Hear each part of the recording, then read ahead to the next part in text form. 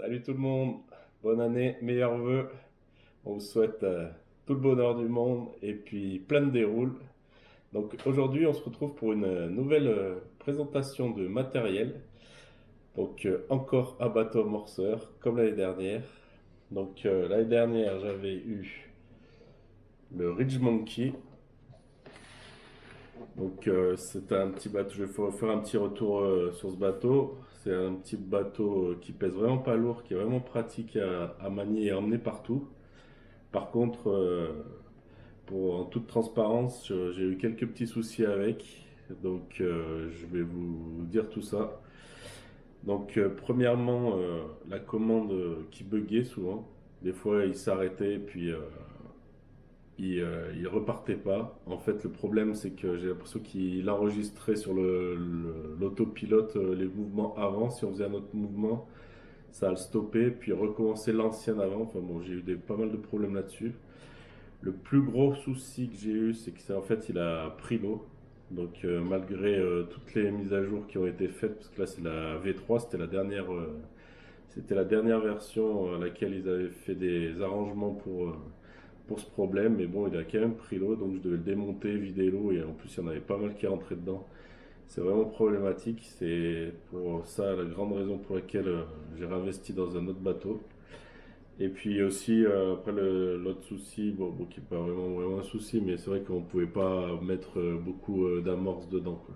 C'était vraiment limité, hein. Ils disent 1 kg, mais bon, si tu mets 1 kg, enfin, le bateau s'enfonçait et je pense que aussi ça faisait prendre encore plus l'eau.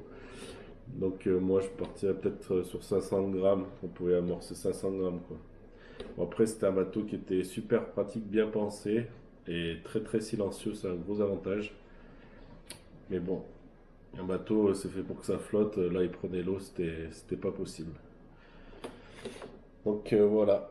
Donc le nouveau bateau, là, je suis reparti sur un Flytech, le bateau chinois. Donc vous allez dire, toi, il en avait déjà un Flytech, il reprend un Flytech. Donc je parle pas de ce Flytech là. Mon premier bateau, effectivement, c'est un Flytech. Je crois que c'est le 50 celui-là. Mais non, non, c'est pas du tout ce bateau-là. Celui que j'ai pris, moi, c'est le V030. Donc, voilà la bête. C'est aussi un style catamaran. Il est quand même plus imposant que les deux derniers et plus lourd aussi. Donc, on verra. Moi qui aime bien transporter léger, mais bon, on verra parce qu'il y a aussi le sac qui est livré avec et qui est empoigné et en bandoulière. Donc, ça sera pratique pour transporter, je pense. Donc ce bateau, il a des hélices bien plus grandes. J'ai pu le tester une fois. Là, je voulais y aller aujourd'hui, mais le lac était gelé, donc je vous ferai après la vidéo en test réel. Il va beaucoup plus vite. Il a plein d'options et aussi des accessoires qui sont fournis qu'il n'y a pas avec d'autres bateaux. Donc ce bateau, déjà, il a deux vitesses. Et sans vous mentir, là, quand je mets la deuxième vitesse, enfin, il était à vide, mais le bateau, il câble, quoi. Après, il fait énormément de remous. Donc, je vais voir parce que il est livré avec des tuyères. Donc, l'accessoire qui était vraiment nécessaire sur l'autre Flytech qu'on devait créer en 3D ou se débrouiller de faire. Là, il est livré avec les tuyères, mais j'ai pas encore essayé avec. Donc, il y a vraiment tout le système là, hop, avec les trous pour l'enfoncer. On tourne, hop, voilà. Les deux tuyères livrées avec. C'est un bateau qui est avec trappe par-dessous.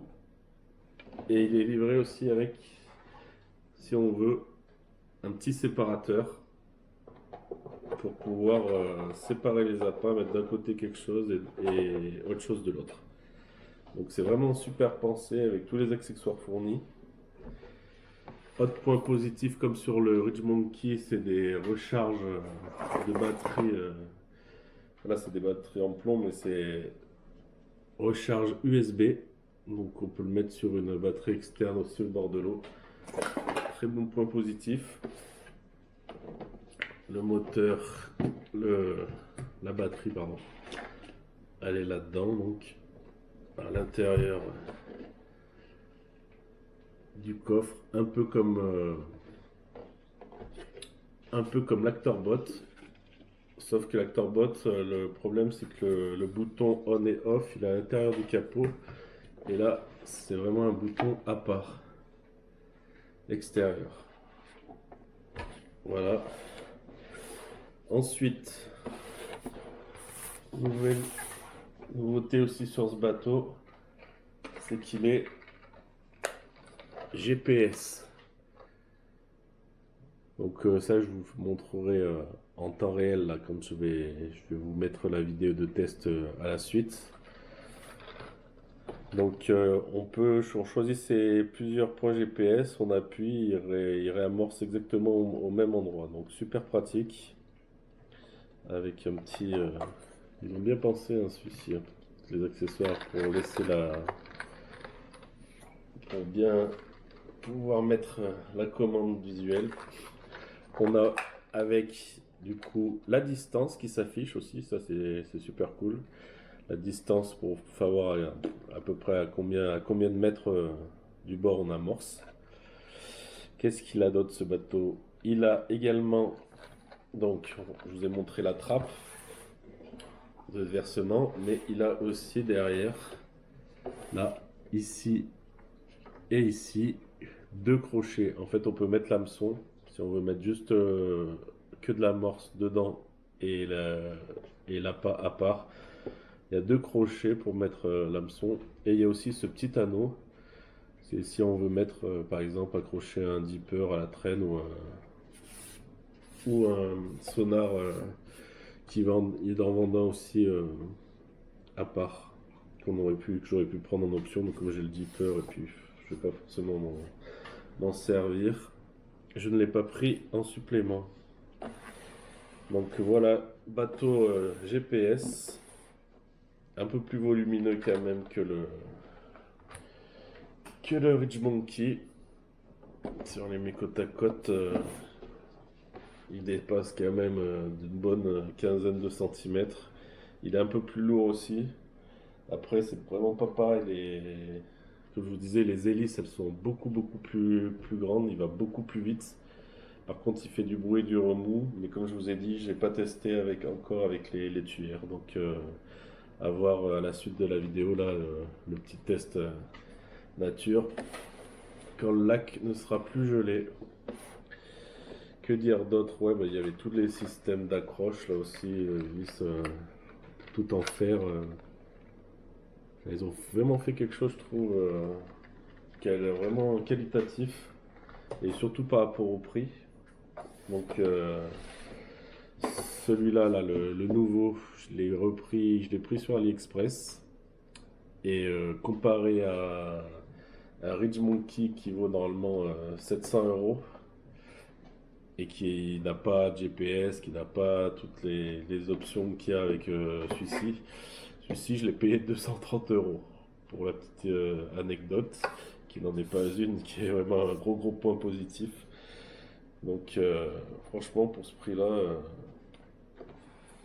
il y a aussi le témoin. Ouais, je vois, il y a le témoin de batterie là, comme sur notre Flytek, la première version.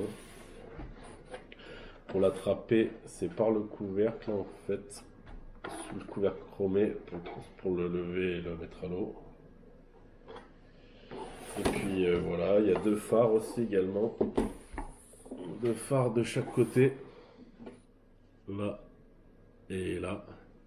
Bon, ça doit pas éclairer des masses, mais bon, après je peux refaire peut-être un... Il y a beaucoup de place là dans le compartiment pour la batterie.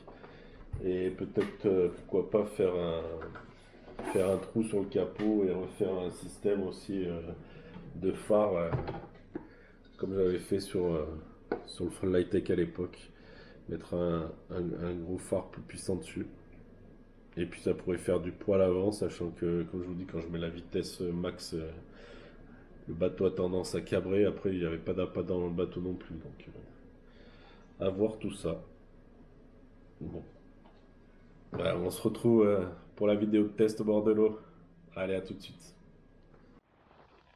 Ah voilà, on va pouvoir réaliser un petit test concret. Donc, ça va être une première pour moi aussi de mettre quelques appâts.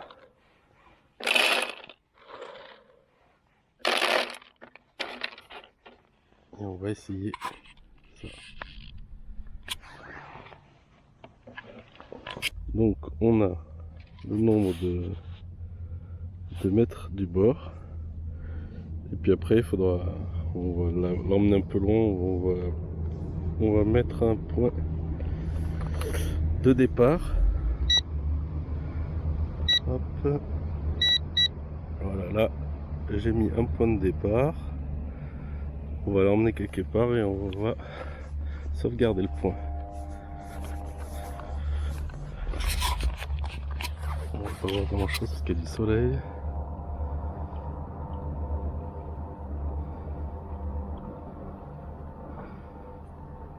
Je vous montrerai quand même quand on fait là. Donc là, on va s'arrêter là par exemple.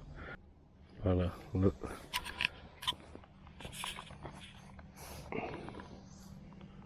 Donc on a un premier point là. Ça c'est l'origine. Et l'autre c'est le GPS. Donc si je veux le faire revenir ici, hop, là on voit que ça il se met en mode demi-tour et le bateau est en train de revenir. Je vais mettre zone.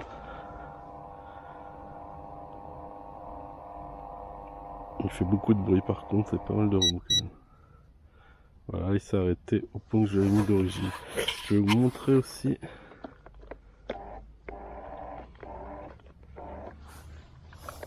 là, on peut changer la vitesse avec la petite molette. Si, voilà, la deuxième vitesse, je vais vous montrer ça. Ok, qui va.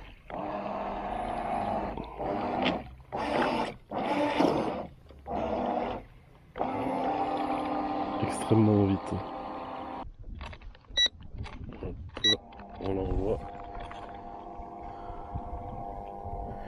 Vous voyez, j'avais mis le point à 33 mètres et on voit que la distance réduit au fur et à mesure que le bateau arrive sur le poste.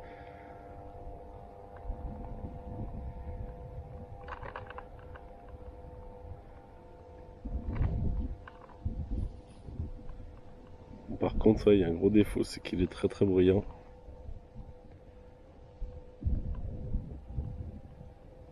À voir si ça perturbe pas les... Si ça va perturber ou pas les poissons. Donc là, il est arrivé. Je pourrais larguer. Je vais le faire devant nous, comme ça on verra comment ça marche un peu. Donc là, je vais le faire revenir. Hop. Voilà. Là, il est parti. On voit qu'il avance, le nombre de mètres qui diminue et le bateau qui arrive tranquillement. Donc il y a deux antennes intégrées aussi à la télécommande. Il faut un peu le temps de... Là c'est la première fois que je l'essaye, donc il faut un peu que je prenne en main tout ça. Aussi, c'est pas évident, première fois. Hop.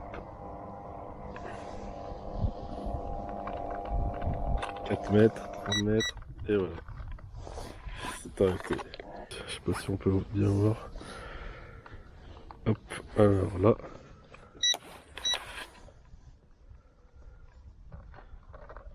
Ouais, ça a bien été largué.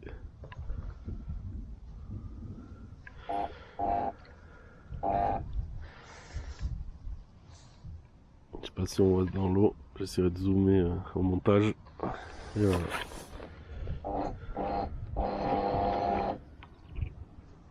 Bon bah c'est pas mal, hein. Par contre pour aller sous les arbres, le rayon de braquage il est pas terrible, donc faudra voir. De toute façon j'ai toujours le Reach, je m'en servirai toujours pour différentes pêches, lui sur les grands lacs, et puis l'autre plus sur les petits lacs et peut-être plus quand il faut aller sous les arbres. Mais je suis vraiment impressionné, c'est la vitesse quoi, en grande vitesse il carbure.